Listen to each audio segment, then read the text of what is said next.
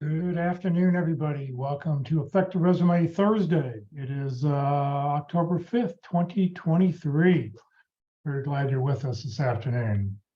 Please note this event is being recorded and is currently live on Facebook. The recording will be on the Career DFW Facebook page and the Career USA YouTube channel for others to view in the future. By participating in this event, you give consent for your name and picture to appear. Please note that any comments you put in the Zoom chat window will not appear in the recording. For those people on Zoom, if you have any questions throughout the presentation, please feel free to enter those into the chat window. For those on Facebook, if you have any questions, please just put those questions into the comment field. We are monitoring that feed. We'll be sure to get those questions answered for you. Also, this is a great way to network with other people who are on the call today. So if you'd like to, put in your name, position you're looking for, a couple target companies, put in your LinkedIn address and connect with everybody else who's on the call today. It's a great way to expand your connections because you just never know who's going to be helpful and who can help you in your next, who'll be able to help you in your next job search. We will have time to review one or two resumes at the end of this session. So if you'd like to submit your resume, you can do it in the chat box. Look for the little piece of paper that says file right down at the very bottom. But if you do, please be sure to delete your header information because this will be on Facebook and YouTube. And just select that you want to send it to Jeff Morris, the one with the host, because there's two of me logged in. Well, good afternoon, everybody. My name is Jeff Morris. Back in 2008, I started a website called careerdfw.org, a website to help those who are unemployed in the Dallas-Fort Worth area. 2012, I launched a second website, careerusa.org, to help those around the United States. In fact, if you like, in the chat window, put down where you're watching this from so we have an idea where people are watching from all over the country. I have written a book called What I've Learned About Your Job Search that you may not know. It is available on Amazon, or if you see me in person, I always have copies with me.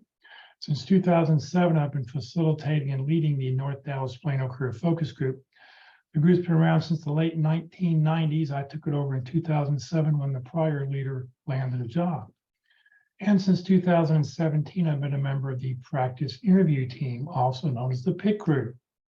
Remember, your resume, your LinkedIn profile, they're not going to get you a job. What are they going to get you? They're going to get you a phone call. How well you practice your interviewing skills, that's what's going to get you your next job. All right, so here's our agenda today. Let me switch over to the other presentation.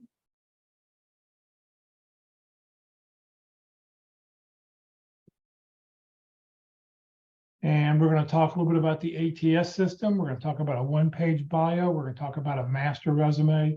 We're going to talk about the key components of a resume. And then we will have, depending on how much time we have, if anybody wants, we'll look at somebody's resume here at the very end. And thanks, I see we've already got one who's submitted those. That'd be great. All right, let's see here. So before we get started, I thought we'd just share a little bit of some guidance. And this is from the Professional Association of Resume Writers and Career Coaches. So if you're part of that organization, these are the things that they recommend. Number one, they want to make sure your resume is easy to read. Well, yeah, why would you not put out an easy to read resume? But what we're talking about is white space, leaving area, making it easy for them to read. You're not putting in just text like you would when you see a book. You want to make sure that it's free from spelling, punctuation, and grammatical errors. Listen, a recruiter, they have 100, 200 resumes to go through. What are they doing? They're trying to find the yes, no, and maybe pile. So as soon as they see a spelling mistake or a punctuation mistake or a grammatical error, boom, they throw you in the no pile because they've got enough other resumes to take a look at. Be sure to spell out any acronyms. So, you know, the first time you use an acronym, be sure to spell it out, and then it's okay to use it after that if you use it multiple times on a resume. You want to make sure you focus on the skills related to the targeted job. Everybody here has done a lot of really, really great things, but you only need to tell them in a resume what they're asking for. So the object is to match the job description as close as possible. when you get into an interview, then you can tell about the other great things you've done. You want to be sure to include qualitative and quantitative accomplishments. So many times I read a resume and it reads just like a cover letter. I mean, it reads like a job description. It doesn't have any substance to it. I need somebody who can increase sales by 5%. I need somebody who can, increase productivity. I need somebody who can do something. Show me the numbers. Very, very important. And then no graphics, no pictures, no underlining, no boxes for an ATS resume, because there are well over 300 different ATS systems that are out there. Each one's a little bit different. Some can handle things and some cannot handle things. And you'd hate to send a really great resume and you're 100% qualified for the job, but they don't call you because some of their information got knocked out when they tried to do everything. So let's talk about a resume versus a one-page bio. When you send the resume to somebody, you're saying, help me, help me, help me, I'm looking for a job. When you send a bio, it's a lot less risky. What you're doing is you're saying, here's who I am. I may be of some interest. Maybe we can talk. Your resume focuses on work history, details, and credentials, where a bio focuses on some of your major accomplishments and what you're an expert in. A resume is primarily a job search tool. A bio can be used in lots of different things. If you're speaking at a conference, if you're, any number of things you can use a bio for. A bio is a great networking tool. Here's an example of one bio. Your bio has your picture on it. You don't put a picture on a resume, but on a bio, it's perfectly acceptable to do that. Explain who you are, a little bit of a background. You put your professional biography, education, where you went to school at, your contact information, and then some professional achievements and successes. Here's a different bio, horizontal, vertical, whatever you feel like using. But the difference with this one is this one lists target functions and target companies. Now, you've got to be very careful with this. If you're sending this bio to somebody who works at Coca-Cola, they're going to go say, oh, I see you don't have Coca-Cola as one of our target companies here. Why don't you, why not? Why should I consider? You've got Pepsi listed, our competition. So you want to be very careful where you send that to. All right, a great book about the one-page bio. I highly recommend this book. It's called Be Sharp. It's by Minna Brown and Paul Asanoff. This is a great book. The first half of the book has you talk about how you tell somebody who you are, what you do, and how you can help. The second half of the book, and with the second edition, they greatly expanded this section on biographies, one-page bios. I have like 30 different samples that are in there, what you should put on a bio. It's really a great book. So I highly recommend it if you can get it on Amazon. So let's talk about a master resume for just a second. Your master resume can be 10, 15, 20 pages long. I think everybody should take the time to come up with a master resume. Everything you've done since college. If you did some college internships, include those. Addresses, phone numbers, your supervisor's names, what you did, 8, 10, 12, 15 bullet points telling what accomplishments you had while you worked there. Then when you actually see a job, you can then take that master resume, save it as, however you want to save it, and delete everything that's not asked for in the job description. What you're trying to do is you're trying to match things up, okay? You don't want things to look like this because it'll be hard, but if you can make it line up and they can see that you do these things, that's exactly why that's what's going to get you a phone call. All right, so let's see some characteristics of a good resume. The goal is to make the ATS system and job screeners look at your resume and go, ooh, you're a good match. I want to call you, okay? So we're going to talk about formatting. We're going to talk about the overall length, and we're going to talk about the number of years. And this is always a very interesting topic. How far back should I go? I've been working for 25 years. I've been working for 30 years. What should I do? How much should I put on there? So I'm going to put a little thing up here in the for you to take in the chat window. Please go ahead and tell me what you think the correct answer is. So on your resume, do you want to show all of your experience? Do you want to show the most recent 10 to 15 years, or show the details about the most recent 10 to 15 years, plus have a section called prior relevant experience? So pick A, B, or C. I'll give you just a second to do that.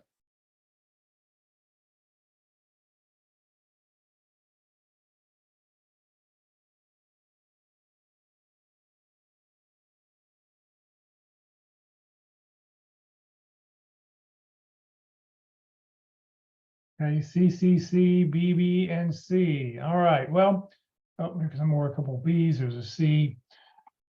There's no right or wrong answer, okay? Sometimes if you're getting for a job for the US government or for academia, they're going to want to see everything, option A. Option B, you've got to be careful with, and the reason is that if you go into an interview and you happen to tell a star story for something that's not listed on your resume, let's say you talk about a company that was done 15 years ago, you did this and you tell the star story, they're going to go, wait, where did you do this at? How come I don't have this information? So personally, I really like option C, show all the details about your most recent 10 to 15 years, plus have a section called prior relevant experience. And under that private relevant experience, all you have to do is list the name of the company and the job title. You don't have to have any dates, but what this allows you to do is if you've got a good star story that would come up during an interview, you can talk about that. Let's see here. All right, fonts for your resume, okay? You want a clean looking font. Arial, Calibri, Tacoma, Helvetica, okay? Those are the fonts. They're very easy to read. The next four fonts that you see here, Times New Roman, Garamond, Cambria, and then other fancy fonts, they have all those little serifs on it, and that makes it harder to read. So we talked about, the resume writer said, make it easy. So be sure to use a nice clean font. It'll be easy to read. You want to make sure your margins are generally 1 inch left, right, top, and bottom. Okay, you want to leave room for them to write something on there if need be. I've seen resumes that the text goes from edge to edge of the paper. And you know what? That's too much. Okay, it's overwhelming. White space is good on a resume. Bullets. If you're going to use bullets, I think the bullet you see here is about the only bullet you should be using. No little houses, no little arrows, no telephone for the telephone number. Don't use any fancy bullets. You want to be careful with bolding. Use very little underlining. I would probably say no underlining, and italics are okay, but once again, very limited. So, once again, you don't know which ATS system is going to be getting your resume. So that's why you want to be very careful with what you do. And then you do not want to use any text boxes, no headers, no templates, no footers, no shadows, no graphics, because a lot of systems cannot handle that. I've heard of people who, this recruiter got a great resume, but when they went to go get the name was gone because all the name information was put up into a header. And by doing that, it made it very difficult. Well, it made it impossible. The ATS system didn't pick up any of that information that was in the header. So the person did get a phone call because they didn't know who it was. All right, how to fill a gap on a resume. So let's say you haven't been working for a year or two. What can you do? Well, there's some titles you can put in there. You can do community leadership, consulting, there's volunteering, continuing education. If you went back to, get your degree or to get some more certificates, those are the kind of things you want to do. And then you can add a couple bullets to describe your work. So consulting work, even if it's pro bono, even if it's free, you can just list it. Any volunteering work, any kind of leadership responsibility you had, you can list those kinds of things. And any certificates that you achieved, you can list those. So here's an example. This is on the sample resume, which I'll share with everybody shortly. Community leadership and consulting. served as a panelist and coach for the Dallas Practice Interview Team to help job seekers with their interview skills, provide consulting service to a local nonprofit organization on how to prepare to conduct job interviews and how to evaluate the candidates. So here you're explaining to somebody what it is you've done. Now that local nonprofit happened to be a church, but she wasn't going to mention the church or who it was because you never know. You don't want to talk about religion and politics unless you're applying at a church, but just call it a local nonprofit. All right, so let's talk about the key components of a resume. You're going to have a header, a summary, a key accomplishment area, which is optional, and we'll talk more about that in just a second. You'll have your professional experience, which is your chronological part of your resume, previous relevant experience, as we talked about already, if things more than 10 to 15 years before, your education, and then your software skills. So your header, you want to be sure to use the name you want to be called, okay? So, you know, if you go by, I go by Jeff, not Jeffrey, I'm going to put Jeff on my resume. This is not a legal document. When you fill out a job application, that's a legal document.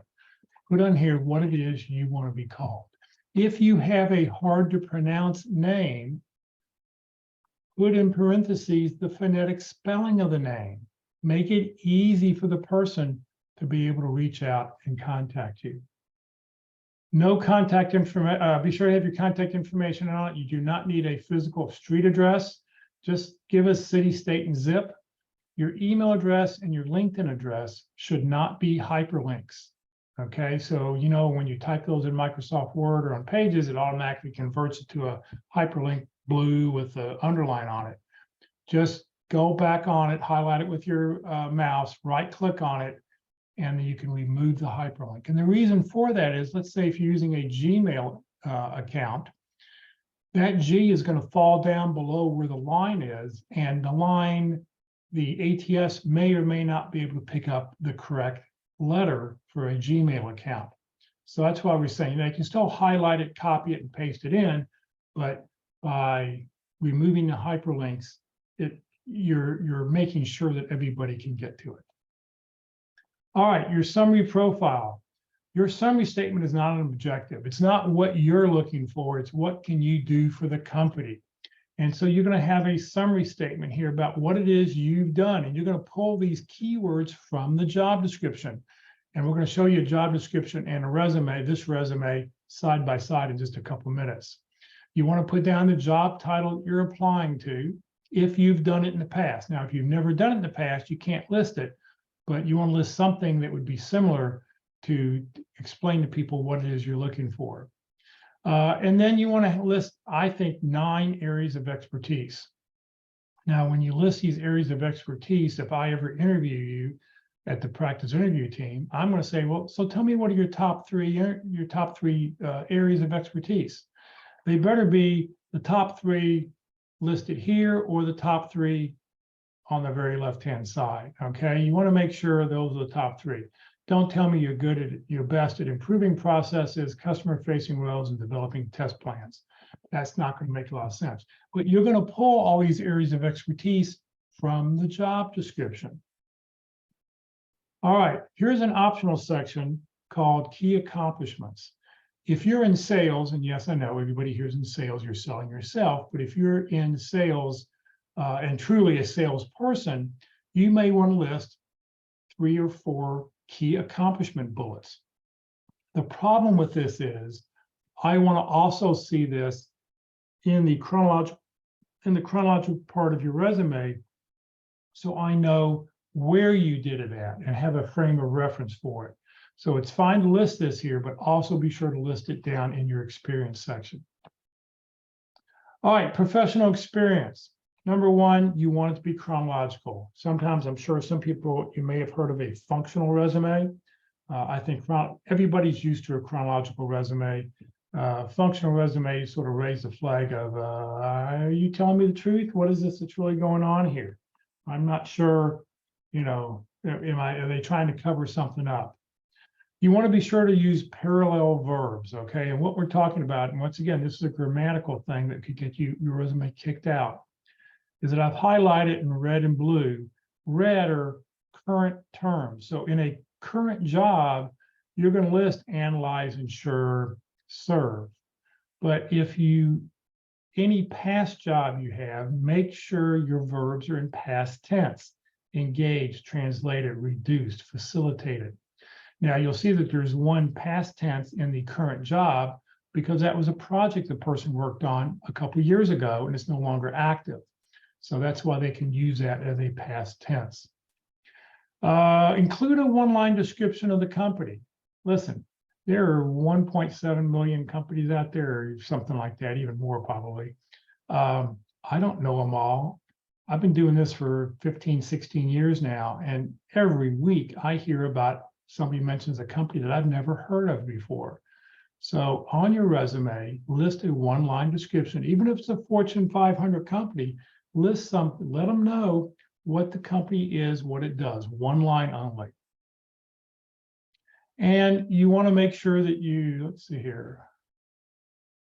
Yeah, you want to be sure to limit the number of bullets in each job. I say, 5 to 6 for a current job, 4 to 5 for your past job, 3 to 4 for the job before that. And you've got to make, as we've talked before, make sure you focus on results. That's the real biggie here. In your professional experience in the detail, 5 to 6 bullet points per job. Bullet points should focus on results, and they should not sound like a job description. So tell me that you saved the company $5,000 by evaluating risk. You reduced data migration by 90%. You translated stakeholder requirements for 10 new deliverables. Give me some numbers. Everybody's got numbers. Listen, they're not going to call up the prior company you worked at and go, well, did John actually save $5,000 doing this initiative? No. If they're going to call, they're going to call to get to confirm that you actually worked there. Okay. So if you don't have the exact number, that's okay. Just sort of come close, estimate what that number is. So one of the things on a bullet point, we always say, play the so what game. And what we mean is, so let's read this bullet point here. Guided the next phase of brand evolution for a multimedia artist and managed film production and publishing. Yeah, so what? Sounds like a job description to me. We asked him, so what? Well, it increased the business opportunities, which led to 10 new commissions for my client.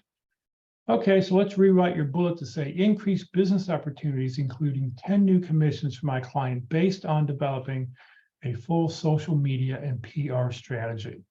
Okay, so, every bullet point you do, ask, so what? And if you've got an answer of so what, you're good. If you don't, come up with one.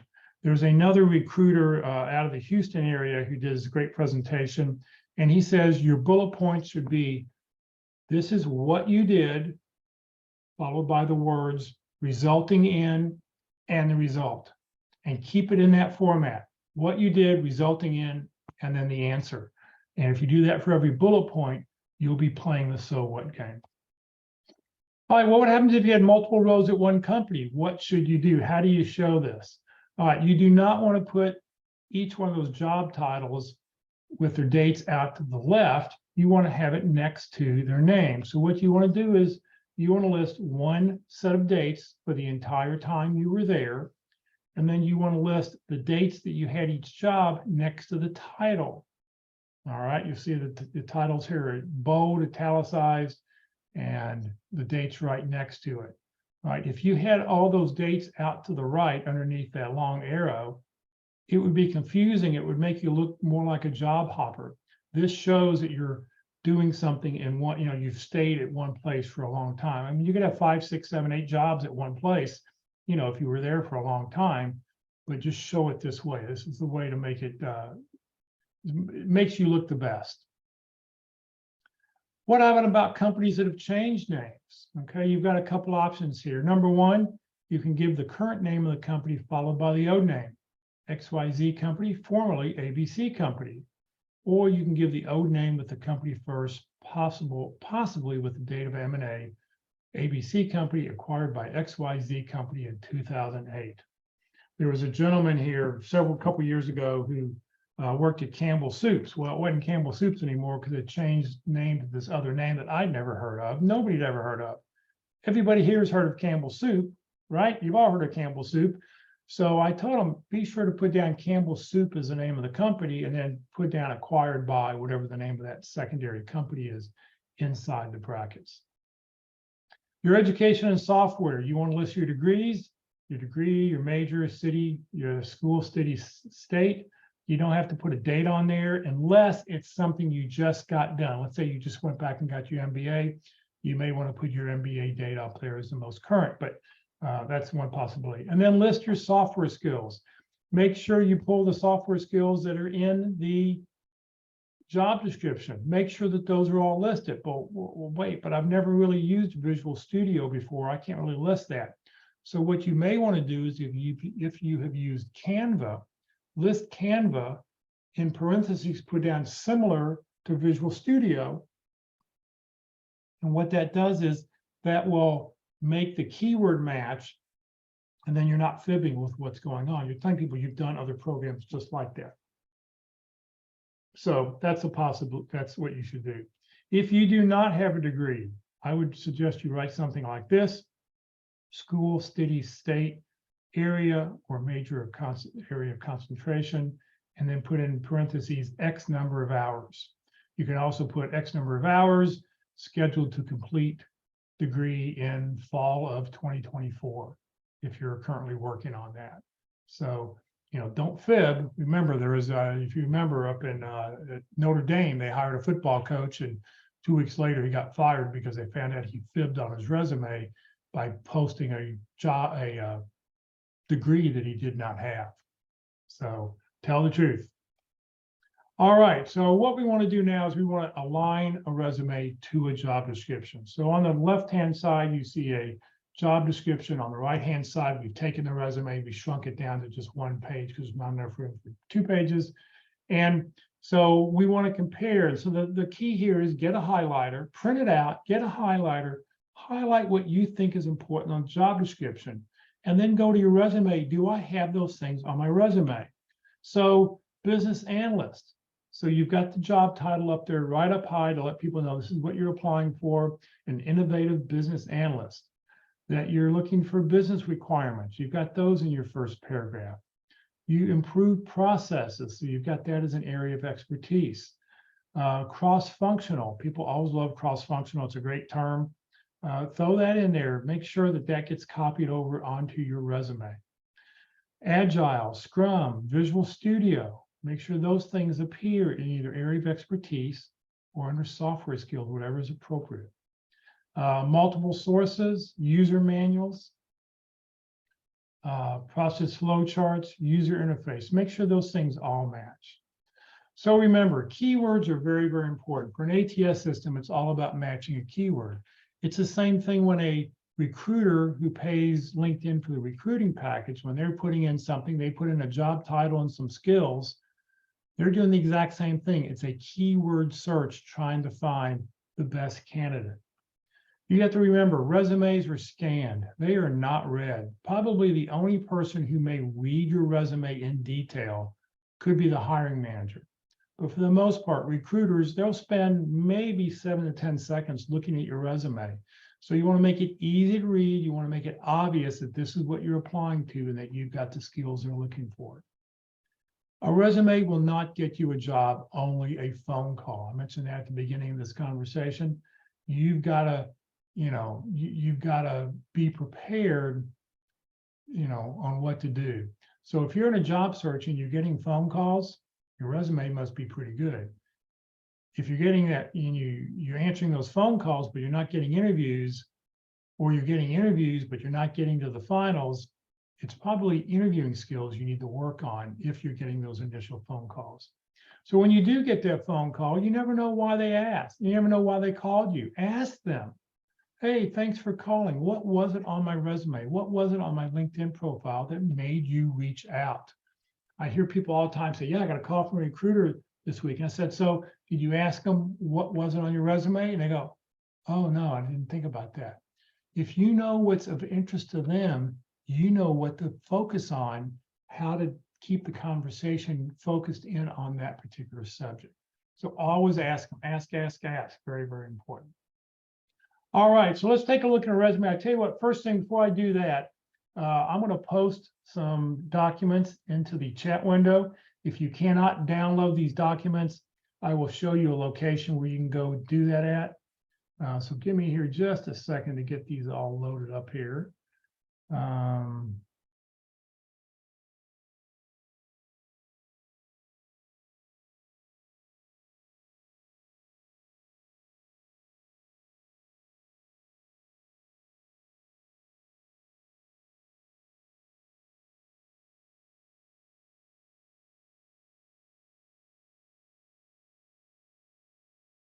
I'm just going to load 3 of them here for you, and then whoop, let's see here.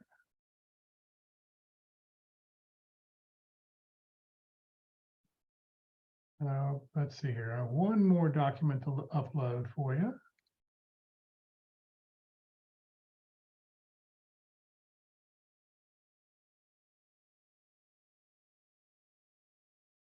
And like I said, I've got some other documents that you may want to go take a look at, and they're on the website here, and I'll show you that in just a second. All right, somebody did put their resume into the chat window, so let me go get it. We'll take a look at that here in just a second.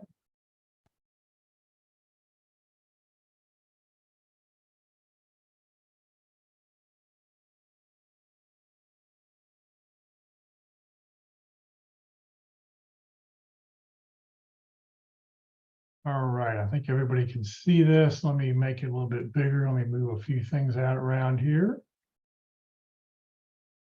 Let's view width. There we go. Now you can see it. So he took his header information off. Thank you very much. He's applying to be a business analyst. He put a summary. I don't know if you need to have these words here, summary. I think people will figure that out. That's a little bit like putting the telephone in front of the telephone number. If they can't figure out it's your phone number, you don't need to say it. So I would get rid of the word summary, just business analyst. So IT professional, 5+ years experience, retail distribution combined. So, hopefully you're going to pull some keywords here that are coming out of the job description. Skills section, I recommend instead of something like this is harder to read than putting, the first thing, the second, having 3 columns of 3. I think it spaces it out. It makes it look a little bit easier for people to read. So, you're not doing a table, but we're going to go tab. Let's see here. Tab, tab, tab. We're going to go tab, tab, tab. Now let's go back one. And we'll take this.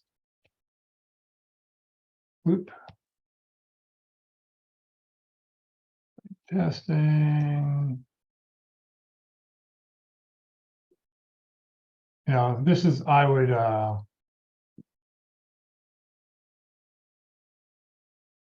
and, hopefully you're going to pull these off of whatever job description you're applying to. If they don't ask for some of these things, you don't need to mention them here. I would maybe mention them down at the bottom. So to me, this is a little bit easier to read than having a long line on there. Experience. Great, Nestle, business analyst. Well, corporate, let's see here. I think corporate communication projects. Was it just one project or multiple projects? If it's multiple projects, you may want to add an S at the end of this. Capco, and if you can, I would go ahead, like I said, put a 1-line, tell people what it is. We all know what Nestle is because we all eat candy bars. I don't know what Capco is, so put a little 1-line, explain to them what it is. The city, I would put next to Nestle. So, wait just a second here. So I would do Nestle, Stamford, Connecticut, and then have the dates out by themselves. Okay. I think that makes things look a little bit easier to read. Your bullets are doing something funny here. I'm not sure what's going on. something's a little weird here. I'm not sure. Bullets should be lined up with the drove is what I would recommend. Capgemini, I've heard of that, but still go ahead and put down a one line as far as what it is. You know, you may even want to, if you want to use a little bit of bolding, you could, you know, you could bold a few things to make it stand out a little bit more. Let's see here. So it stands out a little bit more. Create user. So once again, when I read this thing, so what was a successful deployment? Something you got done in 6 months and you got it done in 4 months? You know, give me some data here. Let me know what's going on here. So you created 150 test cases, and what was the result? Okay, play that so what game. You know, you drove corporate HR communication projects,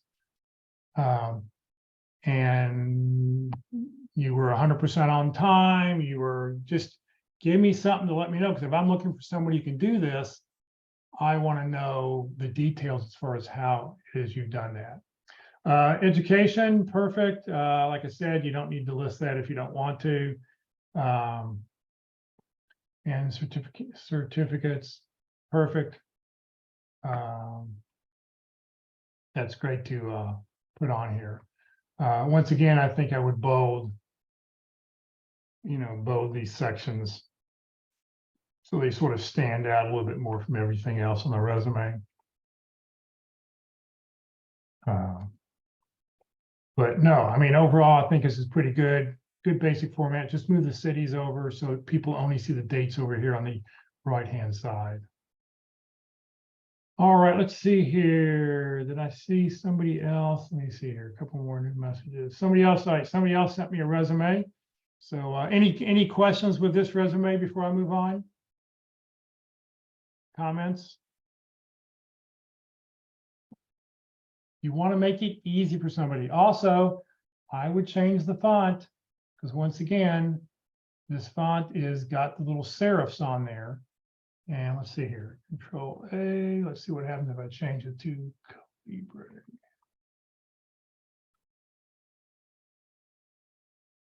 You know, it may be a little bit easier to read this way because it doesn't have all those little serifs on there. So that may be just something to consider, there.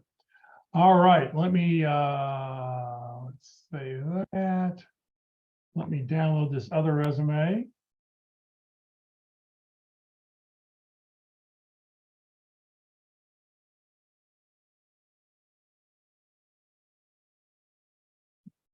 Second here.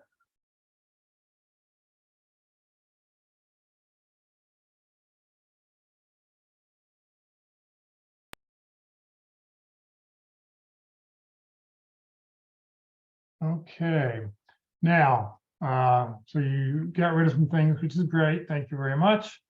You know, once again, I would remove the hyperlink. I think the possibility, if you're sending this to a person, hyperlinks are fine, but if you're not sending it directly to a person, and if it's going to an ATS system, remove those hyperlinks that are there. All right, continuous improvement operation leader. This is where I'm saying you're probably going to put down the job title that you're applying to. You bring extensive operation experience, achieving, train leads teams, passionate, great, hands-on approach, good. Once again, I would sort of split these kinds of things up into a couple columns. I think it works a little bit better if you do it in columns. Okay. This is great. You give me a little one line about each of the companies. It's perfect. Telling me what you're doing. Let's see here. You don't have any bullet points into what you're currently doing. So you may want to think about if you can get a couple and come up with something. You were at Tyson's Foods for 2 years, eliminated customer complaints.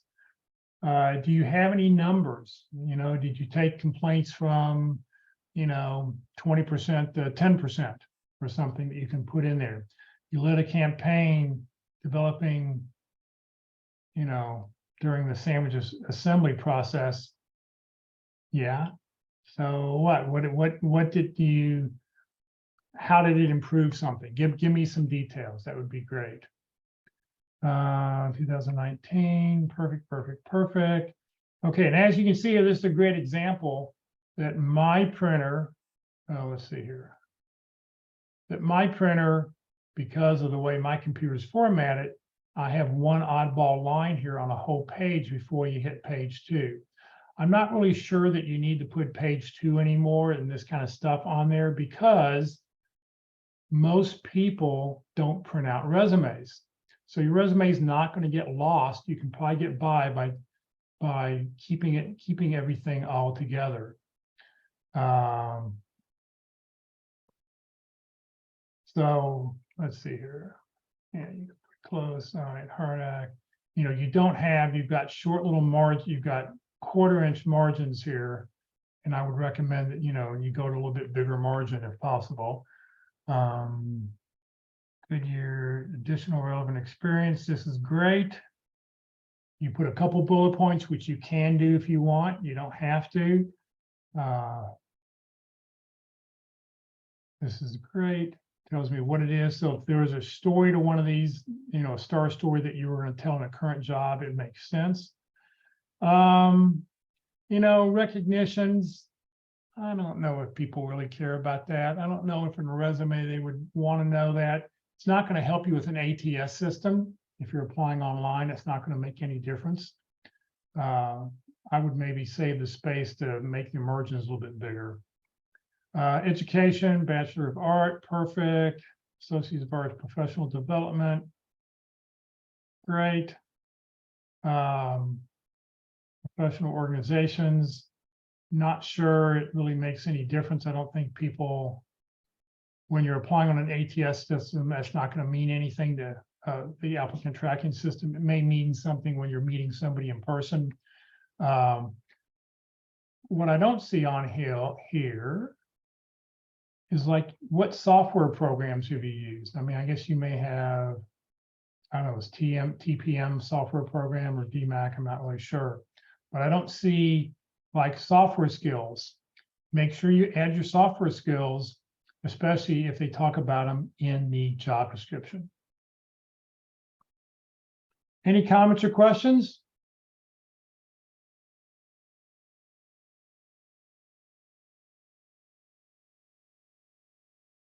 Okay, let me stop sharing that one. All right, let me share just a couple, any questions anybody else has before we move on. All right, well, let me just share a few things here. If you'd like to download the some more documents here, go to the careerusa.org website. Under resources, come down to videos and handouts. Come right down here where that blue arrow is. When you click there, up will come a slide. Let's see here. The next screen will come up, and underneath resumes, there's a section for resumes, for interviewing, for a whole bunch of different sections. Scroll down, you see resumes. Oops. And here are all the different handouts. So here's where you can go back to find the playlist if you want to go back and watch any of these videos before. But here's where you can find sample T cover letter, sample resume. I put the sample resume, sample bio 1 and 2 into the chat window. Action words. I always recommend start out your bullet points with an action verb. And here's a great list of action words that you can get to. So there's 2 different lists there. And like I said, the sample T cover letter that you can use when you're applying. All right, Career FW Career USA, we're putting on training 4 days a week. Please join us tomorrow morning at the North Dallas Plano Career Focus Group meeting. The group is meeting in person. You're welcome to join us in person or on Zoom or Facebook Live. We're going to do open forum. We'll talk about whatever it is you want to talk about. So bring your interview questions, bring your topics, and you know what you'd like to talk about, and we will address those tomorrow morning. And everybody who's on the call can, you know, put in their opinions and suggestions. So we'd love to have you join us tomorrow morning. LinkedIn on Tuesday. Every Tuesday we talk about LinkedIn. Kurt Vondermatter will be with us to talk about LinkedIn from a recruiter's eye. Kurt is a retained search consultant. He pays LinkedIn the big bucks for the full-blown recruiting package, and he'll explain to us how he uses it, and he'll actually show us as we do a search to try to find a candidate. Next Wednesday, the practice interview team will be meeting online. They'll be on Zoom only. you'll be able to watch an actual practice interview. You can also schedule for your own interview by just going to dallaspitcrew.com, and you'll get more information there on how you can sign up to be interviewed yourself. And then next Thursday, being the second Thursday of the month, we're going to talk all about networking. We have a different speaker who shares her thoughts on networking. Listen, networking is all basically the same thing, but it's how do you go do it? Everybody's got a little bit of different approach. Maybe you'll pick something up that will be of some help to you. This session has been recorded. It will be on the Career DFW Facebook page and the Career USA YouTube channel. On the Career USA YouTube channel, click on playlist where you see that green arrow. I've got over 540 videos up there. And then go down to the very bottom, pick the list you want, in this case, effective resumes. It'll take about 2 to 3 hours to get this video uploaded until YouTube gets it done. But once it's up there, if you click on view full playlist, up will come a list of all the different dates and who the speaker was, and you'll see that at the very, very top. The most current one should be at the very, very top that you can go back and watch. If you're not receiving emails about our workshops and you'd like to join the Career USA mailing list, please just scan this QR code with your camera, send a blank email is what it'll do, or just send a blank email to Career USA, the + subscribe at groups.io. You'll never be spammed, but what you will get is the topic of the day, the title of the day, and most importantly, the Zoom link of the day. Please remember, Career DFW, we're a 501c3 nonprofit organization. We have no full or part-time employees. Everything I've done over the last 15, 16 years has just been to help you land your next great opportunity. So thank you for joining us today, everybody. Have a great Thursday, and we hope to see you tomorrow morning.